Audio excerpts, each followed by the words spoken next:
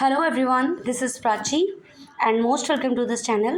और आज इस वीडियो में मैं आपके साथ डिस्कस कर रही हूँ सेंट्रल यूनिवर्सिटी ऑफ झारखंड की तरफ से आपका असिस्टेंट प्रोफेसर की अलग अलग डिपार्टमेंट में जो आपका रिक्रूटमेंट के रिगार्डिंग नोटिफिकेशन आया है उसके बारे में। इस रिक्रूटमेंट में आपका क्या एलिजिबिलिटी क्राइटेरिया रहेगा, किस किस डिपार्टमेंट में आपकी कितनी नंबर ऑफ़ वैकेंसीज़ हैं, क्या आपका एलिजिबिलिटी क्राइटेरिया है, कब से आपके फॉर्म फिलिंग स्टार्ट हो रहे हैं, क्या आपका सिलेक्शन प्रोसेस रहेगा and which is the last date of online form submission. Everything I will discuss with you in this video. Video के एंड तक बनी रहिएगा।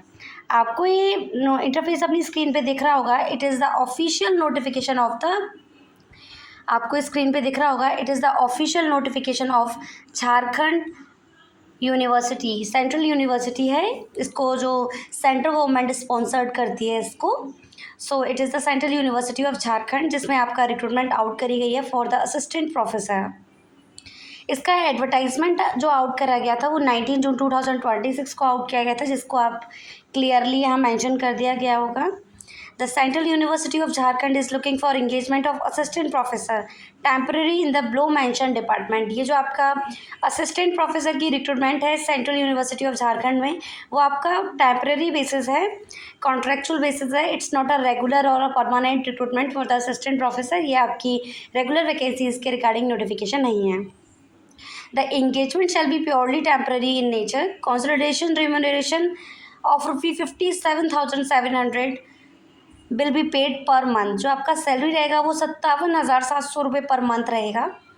आपको यहाँ फर्स्ट नेम ऑफ डिपार्टमेंट दिख रहा होगा जिसमें आपका बिजनेस एडमिनिस्ट्रेशन है, जिसमें आपका नंबर ऑफ़ पोस्ट आपको सारे डिपार्टमेंट में जो भी हैं जितनी भी नंबर ऑफ़ पोस्ट हैं आपकी, और उन नंबर ऑफ़ पोजीशंस को किस टाइप से according to the category wise divide कर रखा है वो आपको क्लियरली देख पा रहे होंगे। तो यहाँ आप देखेंगे कि नंबर ऑफ़ टोटल वैकेंसीज 28 हैं जो अलग अलग डिपार्टमेंट में हैं, अलग अलग विभाग में हैं, जिसमें आपका फर्स्ट बिजनेस एडमिनिस्ट्रेशन में है जिसमें नंबर ऑफ़ पोस्ट आपकी 2 हैं। एक पोस्ट आपका ओबीसी के लिए है और एक आपका एसटी कैटेगरी के लिए, जो यहाँ क्लियरली दिखा हुआ है। नेक्स्ट है आपका कॉमर्स एंड फाइनेंशियल स्टडीज़ के लिए नंबर ऑफ़ वैकेंसीज 1 है विच इज़ फॉर ओबीसी के लिए आपका 1 वैकेंसी है।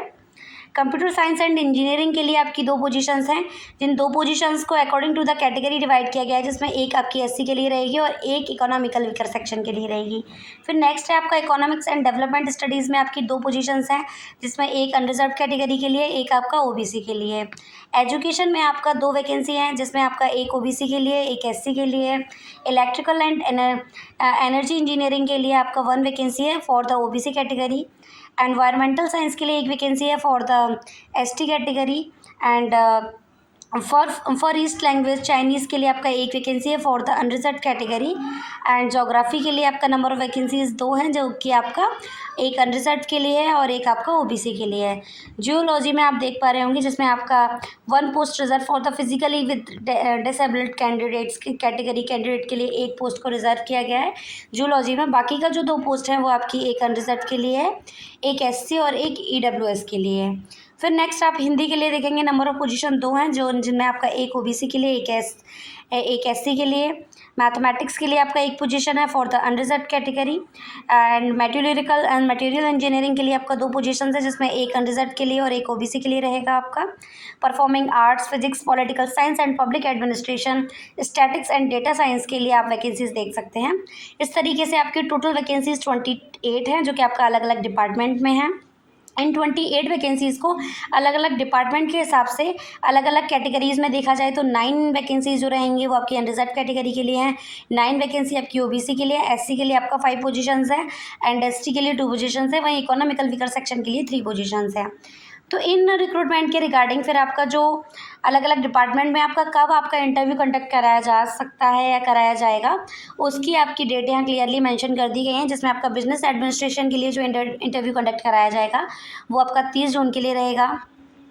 कंप्यूटर साइंस एंड इंजीनियरिंग के लिए भी आपका 30 जून के लिए रहेगा। Economics and development studies and environmental science के लिए आपका 1 जुलाई के लिए रहेगा। वहीं आपका for east language Chinese and mathematics के लिए 2 जुलाई के लिए रहेगा। Commerce and financial studies, electrical and energy engineering के लिए 3 जुलाई के लिए रहेगा। हिंदी एंड जोग्राफी के लिए 6 जुलाई के लिए रहेगा। Physics and political science and public administration के लिए 7 जुलाई के लिए रहेगा। Geology and materials and material engineer के लिए 8 जुलाई के लिए रहेगा। वहीं आपका स्टैटिक्स एंड डेटा साइंस के लिए 9 जुलाई के लिए रहेगा और एजुकेशन के लिए। एंड लास्ट आपका परफॉर्मिंग आर्ट्स के लिए जो आपका इंटरव्यू कंडक्ट कराया जाएगा वो 10 जुलाई को कंडक्ट कराया जाएगा। The walk in interview date में change, the same will be notified in the university website. अगर इन इंटरव्यू की डेट्स में कोई भी अपडेट देखने को मिलता है, कोई भी चेंज देखने को मिलता है, तो वो आप इसकी ऑफिशियल वेबसाइट पे टाइम टू टाइम विजिट करके इन सारे चेंजिंग्स के लिए अपडेट ले सकते हैं। नीचे स्क्रॉल करने पर आपको जो भी आपका एसेंशियल या मैं कहूँ डिज़ायरेबल क्वालिफिकेशन रहने वाला है अकॉर्डिंग टू योर पोस्ट, वो यहाँ आपको बता दिया गया है। आप जिस भी डिपार्टमेंट में जा रहे हैं, लाइक आप डिपार्टमेंट ऑफ बिजनेस एडमिनिस्ट्रेशन के लिए जाएंगे तो आपका मास्टर्स कंप्लीट होना चाहिए उस रिलेवेंट प्रिंसिपल में। एंड आपका अगर आपका पीएचडी होल्डर हो, आपका ये बता दिया गया है। साथ ही साथ आपका नेट क्वालिफाइड हो या आपका सीएसआरआई नेट क्वालिफाइड हो, ये आपकी एलिजिबिलिटी क्राइटेरिया है। यानी आप जिस भी डिपार्टमेंट के लिए जाएंगे आपका उसमें मास्टर्स कंप्लीट होना चाहिए प्लस आपका नेट कंप्लीट होना चाहिए। अगर आप पीएचडी डिग्री होल्डर हैं then you are preferable for this post, then आपके इसके लिए प्रिफरेबल रहेंगे। तो इसमें आपका अलग अलग डिपार्टमेंट के लिए एकदम डिटेल्ड में आपको सारी क्वालिफिकेशन को मेंशन करा गया है। जैसे मैं department of computer science and engineering के लिए बताऊं तो फर्स्ट आपका एमटेक कंप्लीट हो, यानी कंप्यूटर में साइंस में आपका मास्टर्स कंप्लीट हो। साथ ही यह आपको बता दिया गया है PhD in computer science and engineering along with MCA. Desirable and specialisation या मैं कहूँ रिलेवेंट डिसिप्लिन में आपका टेक्नोलॉजी में मेंशन कर दिया गया है। फिर नेक्स्ट आपका department of economics and development studies के लिए आप देखेंगे तो जो भी आपके अलग अलग डिपार्टमेंट हैं सबके रिगार्डिंग आपको अपना एलिजिबिलिटी क्राइटेरिया पढ़ने को मिलेगा। बस मोटे तौर पे मैं आपको बता दूं कि आपका रिलेवेंट सब्जेक्ट में आप जिस भी डिपार्टमेंट में जा रहे हैं उस डिपार्टमेंट से रिलेटेड आपका उस प्रिंसिपल से रिगार्डिंग आपका मास्टर्स कंप्लीट हो, साथ ही साथ आपका नेट क्वालिफाइड हो और आप पीएचडी डिग्री होल्डर हो। ये और में बताया गया है, आपका मैंडेटरी नहीं है, कंपलसरी नहीं है। अगर आपके पास है then you are preferable for this post, तो आप इसके लिए प्रिफरेबल रहेंगे। तो सारे डिपार्टमेंट की अलग अलग वैकेंसीज आप अलग अलग डिटेल्ड में क्वालिफिकेशन चेकआउट कर सकते हैं यहाँ। जैसे डिपार्टमेंट ऑफ फिजिक्स है आपका, नीचे देखिए आप department of political science and public administration के लिए आपका डिटेल में दे रखा है डिपार्टमेंट ऑफ स्टैटिक्स। फिर यहाँ आपका रिलैक्सेशन क्लॉज, यानी आप जिस भी कैटेगरी वाइज बिलोंग करते हैं आपको जो भी रिलैक्सेशन दिया जाना है वो उसमें डिस्कस किया गया है। आपका 5% रिलैक्सेशन रहेगा।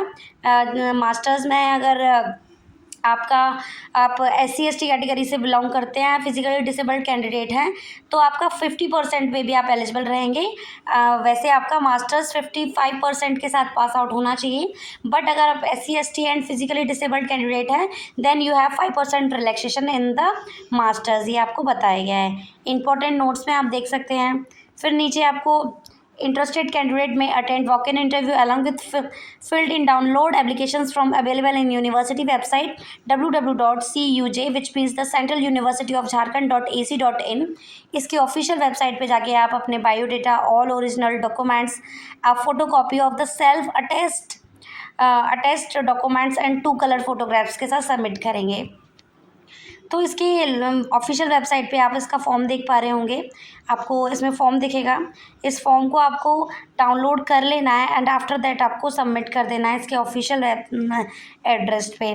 तो जो भी आपका इम्पॉर्टेंट इन्फॉर्मेशन था रिगार्डिंग योर अलग अलग डिपार्टमेंट में कितनी वैकेंसीज़ हैं, क्या आपका रहेगा, सब कुछ मैंने आपके साथ इसमें डिस्कस कर दिया गया है। आपका वेन्यू ऑफ इंटरव्यू यहाँ बता दिया गया है that the permanent campus administrative block building central university of Jharkhand, village आपका चेरी मंटो कांकी रांची 835222 यूनिवर्सिटी झारखंड, ये आपका विजिट रहेगा। यहाँ आपका इंटरव्यू कंडक्ट कराया जाएगा।